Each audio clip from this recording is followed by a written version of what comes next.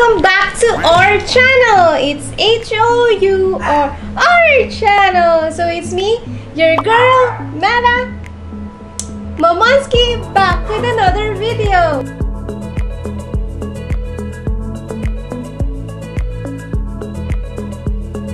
So of course, meron na naman tayong panibagong makeup look tutorial. So if you want to check this one out and gusto nyong malaman kung paano natin ginawa to, you better continue watching the video.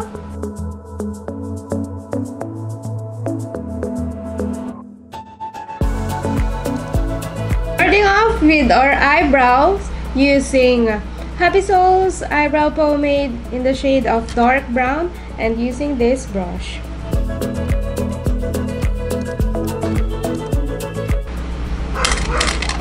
And we'll blend it, of course, using this brush.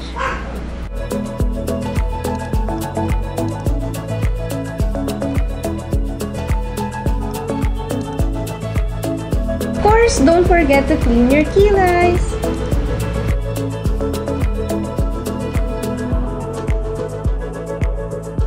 Don't forget to blend.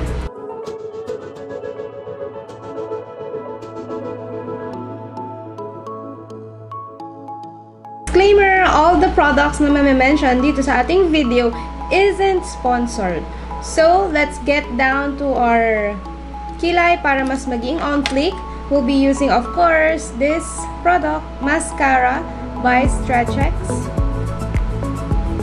And as always, alam niyo na yun, remove the excess product sa inyong brush or bristles para hindi siya ganun kumalat. And then, do the thing.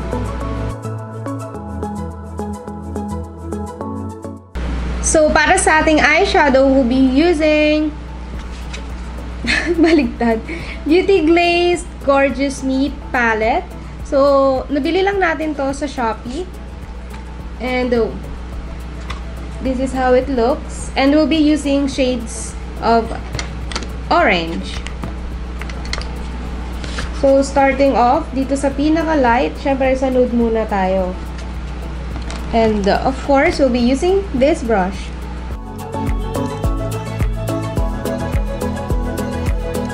Then, let's use this one. With the same brush.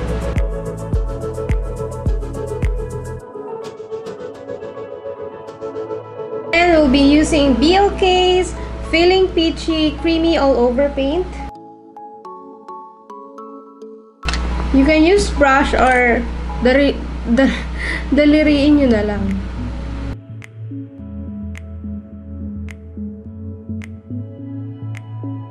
Nilagyan lang natin ng dark shade or black eyeshadow itong edge ng ating eyes para mas lumabas yung edge. Then, dahil maglalagay tayo ng crease, we'll be using concealer together with this brush.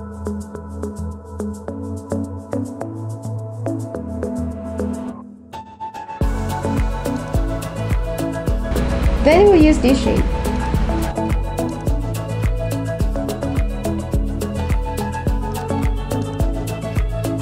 So, para mas magmukhang blended, well-blended yung ating eyeshadow, we'll be using this.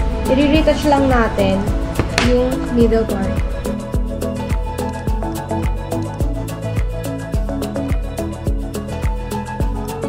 And let's move on to our eyeliner. Of course, we'll be using Sassy Ladies.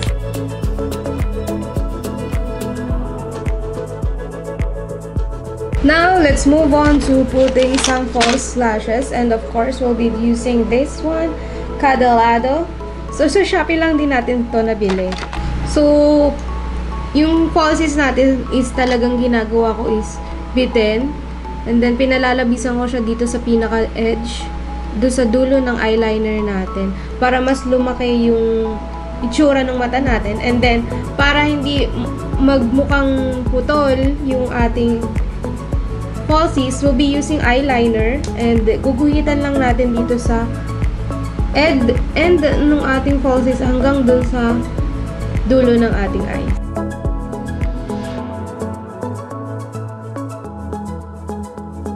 Then, saka ulit natin i-extend ang ating eyeliner. Of course, para magkaroon ng parang lifted effect, we'll be using powder foundation with a sponge. And pataas lang.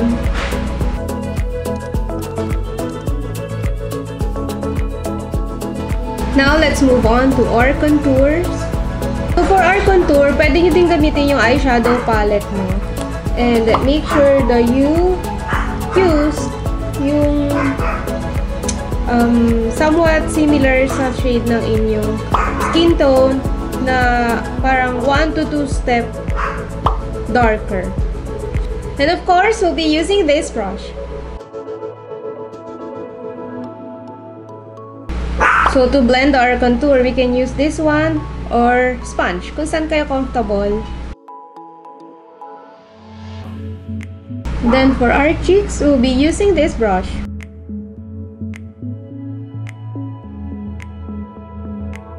Let's bake, of course, using this matte loose setting powder and this brush.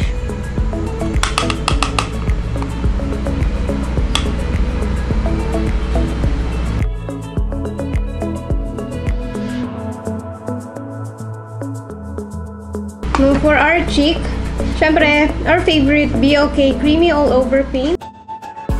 And blend this using this brush.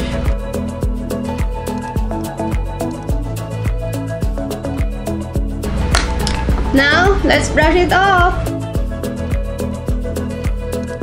Let's go to the details.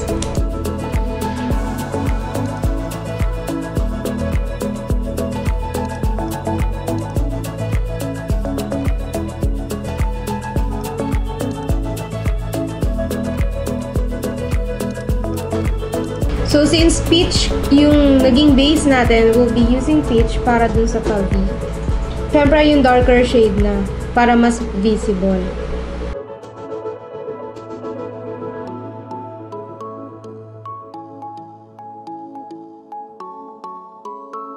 So, yung parang sugat natin dito sa part na to, we'll be using first, lagyan lang natin ng base shade, yung ginamit natin kanina na light or nude colors.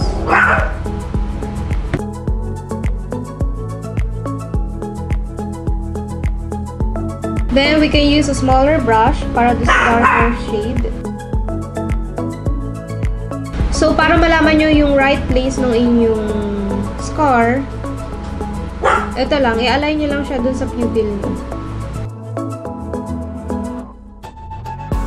So, ginagawa ko siyang parang pa-triangle.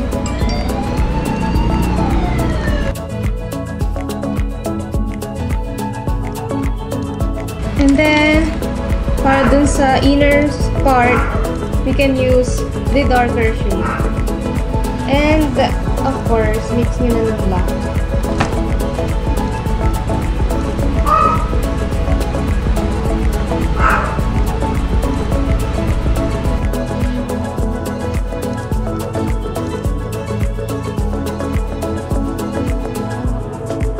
Para naman mas clean, ginamitan lang talaga natin ng concealer. So, concealer is parang yung sa Photoshop na nagtatanggal ng mga pimples. So, stamp tool or whatever. There! Now, let's move on sa ating lip. Yung gagawin natin is parang ombre pero darker dun sa loob. And to achieve that, yung ginagawa ko is, naglalagay muna ako nitong Maybelline product sa lips natin.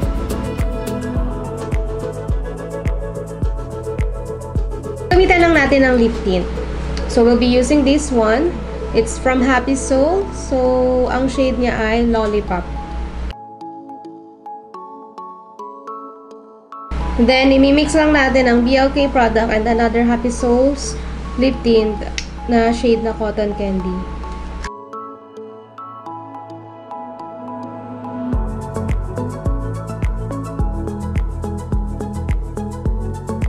And para hindi natin makalimutan at mas mag-blend ng ayos yung ating colors ng ating palette, we'll be using, of course, the Bill Case Creamy All Over Paint. And then, let's finish everything with our second last step, itong ating highlighter. Of course, ang lagi natin ginagamit and ang available lang naman sa atin is this Highlighter Liquid Glow by Sassy Lady.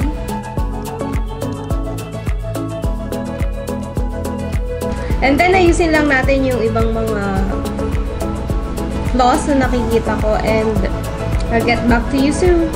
Now, let's finish this look. Of course, using Bill Case Skin Hydrating Ultra Fine Mist.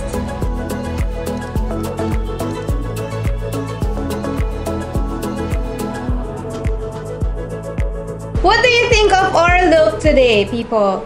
Halay ba or wale? So if you like this video, don't forget to click that like button, subscribe, and notification bell para lagi kayong updated sa ating mga new uploads. Again, it's me, Mela, Momonski, signing off. Bye! Stay safe!